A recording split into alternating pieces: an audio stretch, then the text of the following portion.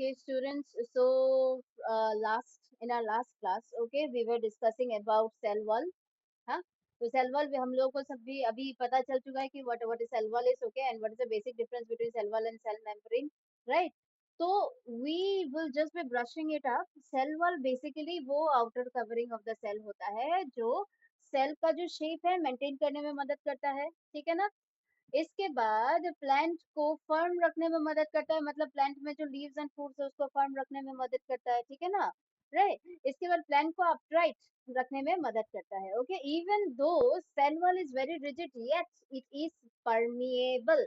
Permeable का मतलब सबको पता है, ठीक है? Then we already have discussed about that onion peel experiment, okay, in a concentrated sugar solution. Also we have discussed about animals chick cells, उसके बारे में भी हम लोगों ने डिस्कस किया हुआ है.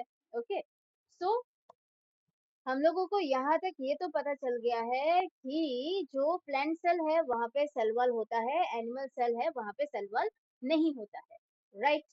क्योंकि प्लांट में वो डेफिनेशन चाहिए होता है because of its own safety. Safety हमारे लिए वो वाली चीज जरूरत नहीं होती है. Okay, so without a rigid cell wall animal cell can change shape easily. Okay, हमारे यहाँ पे ज्यादा फ्लेक्सिबिलिटी होती है क्योंकि हम लोगों को मूवमेंट करना होता है एंड मूवमेंट के लिए सेल वॉल अगर प्रेजेंट हुआ so it will be difficult.